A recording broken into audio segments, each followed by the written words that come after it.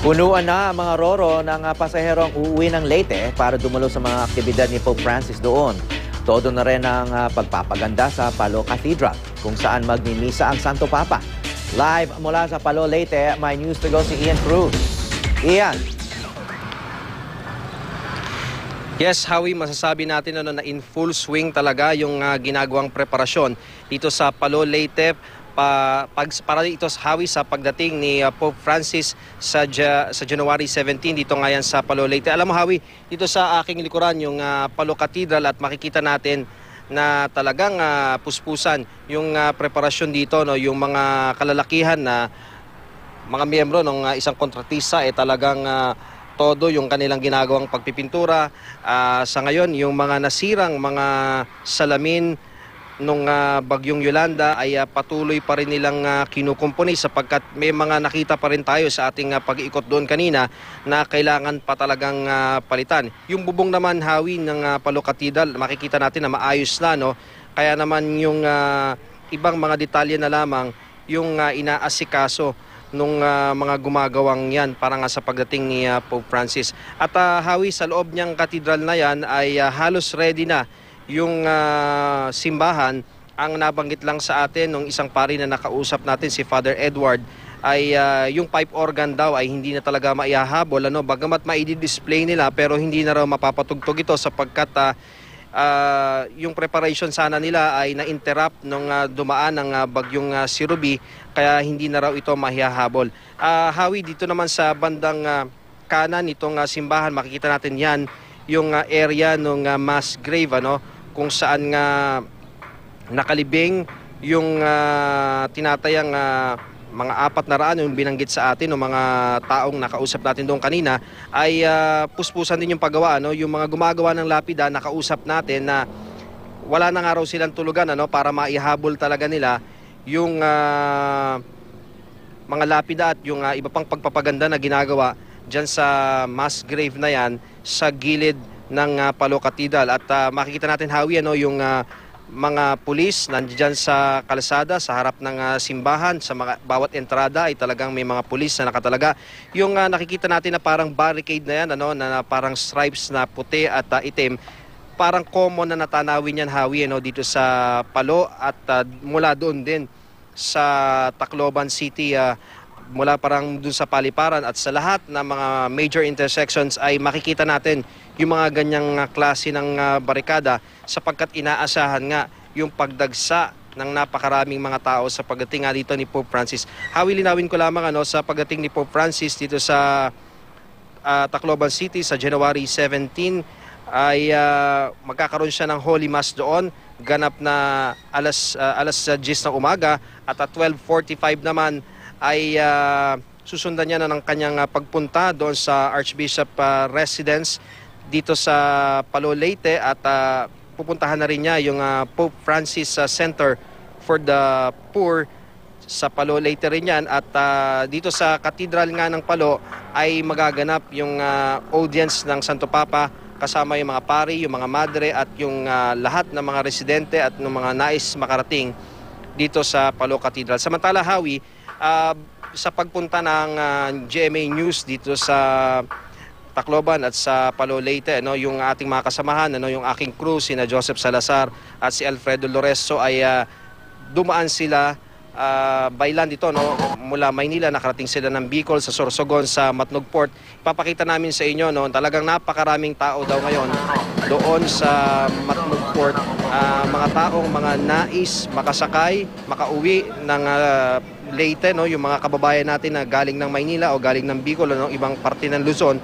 Sila ay nakikita natin nakapila na, pila-pila na sila dyan sa Matnog Port, ano, dahil nais nila makasakay ng Roro vessel para makatawid ng Allen Port sa Samar at makabayland travel na, makapag-travel by land patungo dito sa Leyte. Yung mga sasakyan din na nais makarating dito, talagang napakarami rin ng mga sasakyan na nais makasakay, ano, nung Roro para nga dito. At yung alon, ano, yung maalon daw ngayon, Howie, dyan sa area na yan, ano, yun ang binabanggit sa atin ng ating mga kasamahang mga crew na sina Joseph Salazar at si Alfredo Loreso. Ayan, yung mga sasakyan, ano, talagang punuan din, ano. Ito naman yung mga pulis din, ano, Howie.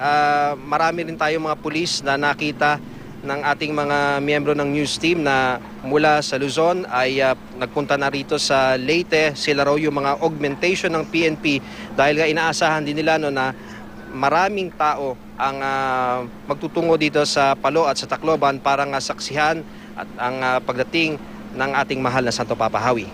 Iyan, may isang forecast, no, o may isang weather scenario na uulan pagdating ni Pope Francis dyan sa Leyte. Ano naman yung paghahanda ng mga otoridad at ng lokal na pamahalaan para sa masamang panahon? Yun nga, Howie, ano, yun ang isang malaking challenge na kakaharapin ng mga taga-Tacloban at ng mga taga-Palo pagka umulan talaga, no, lalo na kung naging malakas ang pagulan, sapagkat yung nabalitaan natin, Howie, ay bawal magdala ng payong, ano, lalo na kung doon ka lalapit sa area ng Santo Papa, sapagkat ang mga payong ay wag naman sana, no, maaring gamitin, ano, sa pwede itong ipanakit kung sa isang tao, no. So isang malaking challenge talaga ito, no, pero kung ito talaga yung protocol nila, no, talagang hindi magkakaroon ng pagdadala ng payong, ay ipapatupad nila yan, ano. Pero alam naman natin, Howie, no, sabi nga natin, ano, rain or shine, dahil sa labis na pananampalataya at sa pagnanais na makita ang ating Santo Papa, yung ating mga kababayan naman, naniniwala tayo na, at sinabi na rin ng iba sa atin na handa naman silang magpaulan para lamang makita nila yung pagdating ng ating Santo Papa, sapagkat hindi naman daw madalas ang pagpunta niya rito, minsan lamang, kaya nais talaga nilang mag-abang sa kanya, umulan man o umaraw, Howie. Iyan, pinakita mo nga yung video ng maraming tao, no, na tumutungo na dyan sa Leyte. Ano pa talaga yung mga pagkakataon para makita at makihalubilo kay Pope Francis? Kasi dito sa schedule na tinitinan ko, may isang yung misa niya ay outdoor, no, dito sa may airport ng Tacloban, no. Pero diyan sa Palo, it's mostly indoor activities yung gagawin ni Pope Francis, tama ba 'yon? Tama, Howie, ano. Doon mula sa airport, may motorcade kasi siya mula Tacloban hanggang dito sa Palo. Pero, Howie, dito sa pwede natin pakita, no, ito yung kalsada, no. Two-way traffic lang ito. So kung nasa gilid ka ng kalsada, napakalaki ng tsansa na makita mo talaga ng malapitan ng Santo Papa, sapagkat ayan lang, yung mga pulis at yung sasakyan, ganyan lang kadikit. So malaki yung tsansa, Howie, ano, na makita mo siya ng malapitan, at maaring, alam naman natin ng Santo Papa, pag binakita siya na may karamdaman at malubha yung kalagayan, talagang bumababa ito, no. So maganda yung mga tsansa, no, na mga tao rito, yung mga kababayan natin na nagkatrabaho sa Maynila o saan man sa Luzon na nagpunta rito, kaya uuwi sila dahil malapit, Howie, no? Makikita natin yung ayan nga, yung flow ng mga sasakyan na nakita nyo sa inyong mga screen, dikit na dikit lamang, ano, sa mga sa mga sidewalk, kaya hindi katulad doon sa Quirino Grandstand o saan mga pupuntahan na napakalayo ng distansya. Dito yung chance mo na makita siya ng malapit, basta nandun ka sa area, tiyak na makikita mo ang Santo Papa, Howie. Okay, linawin lang, ano, yung gagawin niya sa Palo, no, may lunch siya kasama ng mga Yolanda survivors, no, sa Archbishop's residence. Tapos may blessing ng Pope Francis Center, indoor din 'yon. At itong yung meeting Actually, niya sa okay. Iyan.